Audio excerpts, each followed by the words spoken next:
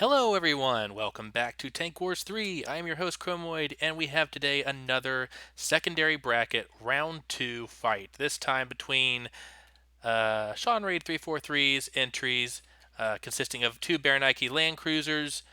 I believe there's three side sword tanks in them, Balder Knights, and then a handful of Balder Knight Rapier tanks and crossbow tanks in the back. I think that's it. Yep. And on the right side, we have Char with his latest lineup of the Crazy Popo, uh, two Big Gun Go Boom Land Cruisers on each side, and seven Chonkus Tonkus in the middle. So, with that out of the way, let me stop talking and let the tanks get to swinging. In 3, 2, 1, fight. Again, secondary bracket means whoever loses this one is out of the tournament for good. So, one way or another, one of these entries is going home. Baranike Land Cruisers launching their missile volleys, painting a target. I think the Popo tried to intercept the missiles just to save the big gun go boom from some damage, but the big gun handled it very nicely. Lost a little bit of paint in the process, but that's it. And then we've got some Land Cruiser pile up here as a couple of the Knights get tangled up on the Land Cruiser and each other and eat a couple of big HE shells from either they eat them from the Chonkus Tonkus, because that's the shot from the big gun goes boom, and only one hits, takes out a bit of rear blockage from the Baranike Land Cruiser, which launches another large missile in response. The missile loops around. Will it be able to get on target? No, it does not. It hits the Crazy Popo and takes off part of the Baranike Land Cruiser, who has now taken the Popo for a ride. Uh, and the Popo is immediately launched off by another shell coming in from one of its teammates. I guess you could call that an assist, because I'm pretty sure the Baranike was just going to kidnap the poor little thing. Oh man, yeah, this knight has been either killed or no, it suffered the same fate that so many of Sean's tanks have suffered during this tournament, and that is that the detection seems to have failed on it. Oh man, yeah, detection is at 0, so if you have no ability for your AI on your tanks, for your AI to detect targets, they're just going to sit there blindly and do nothing. This does mean that even though it's ineffective, it's soaking up shots, so while it can no longer shoot back, it does have the ability to soak damage, which will be very helpful for the other members of the team if they were actually shooting back too. Oh, this is unfortunate. Most of Sean's tanks seem to have lost the ability to fire back. One crossbow tank is shooting missiles, so it can detect things, but that laser targeter is going to get blocked by the hill. Fortunately, it seems these actually do share... I think they might share laser targets with other tanks, meaning that even if it's missing, even if its own lasers can't see the tanks, it can share painted targets with, say, the Baranike land cruisers. I'm not sure if I think this can. I think this vehicle can see the. Yeah, I can see the big gun go boom in front of it.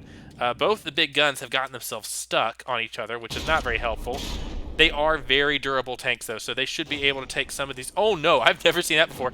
Oh, a Baranike Land Cruiser getting DQ'd. Both Land Cruisers being DQ'd. I'm not sure what happened there. That shot skated right underneath this Rapier, though. That's unfortunate. The large missiles from the Land Cruisers could do a lot of damage and potentially swing things in favor of Sean Reed's entries, but I mean, with both the Land Cruisers having been forcibly despawned, that means we are going to see a lot less coming out of his tanks for the rest of this fight. A good deal of them have been already either removed from play by losing their detection. No, this one's still active. I think it's just got its back to the enemy, and they don't share detection, so yeah, it's not going to shoot. Or no, maybe it is shooting. Maybe it's shooting at that Chonkus in the back. Hard to tell. Most of the action is going to happen with the tanks are focused on these Land Cruisers, and unfortunately the missiles are not very accurate as they skate over the terrain and go back down behind the Land Cruisers. This vehicle has seen better days. The cannon's obviously been badly hurt. The good news is that the big guns go boom are both very, very, very sturdy. They're some of the sturdiest vehicles Char has fielded, and his entire team actually, not just in this layout. So whether or not they survive, they are giving the rest of their team ample time to shoot down the rest of the enemies, and that was a double deflect from this vehicle. Unfortunately, that HE shot did not deflect. Second HE shot misses. Third HE shot hits, and yeah, the side of this vehicle is being ripped open by forcible cram application. The Crazy Popo has survived, which is a miracle, given that it was literally taking a ride on top of a Land Cruiser at one point. They definitely live up to their name of being crazy. Some of the the firepower hasn't stopped yet. Char's tanks still have plenty of ammunition to try to kill this, oh no, this poor Rapier tank. I think this is the one at 58%. Another couple shots like that should be enough to do it. It's definitely not having a good day. Oh, man. Yeah, thankfully this crossbow is finally in a position where it can target things. Unfortunately, it switched targets to something it can't actually paint, as you see the laser go from green to red. Now, if it stays with this target and fires missiles now, it should be able to hit that Chonkus Tonkus, which would be really good. They need to start killing some tanks. Oh no, the Tonkus went too low, and now the lasers can't target anything. I mean, the one turns will guide the missiles to where the vehicle last was, but yeah, you see now they're looping around. They're gonna try to find the target, and they just can't. The crossbows do have this habit of sliding sideways. Oh no, there goes another tank. One of the side swords has been DQ'd. And yeah, the big gun go boom. It's still firing. It's not suffering enough damage to even matter at this point. Chonkus Tonkus have all the time in the world to finish off the rest of these vehicles, while the Crazy Popo just rails around, being nuts as usual. Another huge meaty shot from the big guns smacks that vehicle sideways, and it gets lifted by another HE shot from afar. The Cram have a really good fire arc for this map. The fact that they have to shoot so high into the air means that they can usually loop over most of the low hills on this arena tournament floor. So yeah, it's looking pretty dire for Sean Reed's entries, and that's really unfortunate. I hate the fact that they're getting not able to shoot back too well, but I mean, it is the way things are sometimes. Don't target your own tank. Don't target your own tank. Yeah, turn away. Turn away. Oh no. The Chonkus Tonkus knocks the Rapier out of the way just in the nick of time, but unfortunately it won't move, and the crossbow is not intentionally targeting the Rapier. It's trying to target the tank on the other side of it, but it's lined up just perfectly to where that laser is hitting the back of the Rapier, and the missiles don't know any better, so they're going to hit it. And of course, once it gets clear, the laser still can't see through the terrain. And this is the problem with laser guidance on these vehicles. Yes, you can have it. Yes, it works very well when it can actually connect with a target. And these tanks are all so low and wedge-shaped that the laser targeters on them just cannot see over the hills in some cases, in many cases. Oh, another big HE shot blasting the top, taking off the rest of the detection. We just saw the rangefinder fall off there, and that probably means that you see the laser just kind of swapping around, not really making connection. It could. You see for a second there, it glances off the Chonkus Tonkus, but it's now no longer finding the target very reliably. It's just kind of swiveling back and forth. That rangefinder was helping it find most of its target. And now, with no real accuracy to speak of, those missiles are going to go wild. That's unfortunate. Yeah, missiles are great if you can keep them on target, but they're definitely not being kept on target here. This one, I think this is a Rapier. It's either a Rapier or a side. No, it might be a side sword. This one side sword has been sitting here plunking away at the front of a big gun goes boom for a while now, and the big guns have just completely ignored it. It might actually be able to do enough damage to render them ineffective. I mean, one of them's at 81%, one of them's at 83%, but that's what they're supposed to do. They're supposed to take the damage so the rest of the Chonkuses can do what they do best, and that's just sit out here and blast away at anything that opposes them. Coming down just underneath the 3-minute mark as the HE shells continue to rain from above.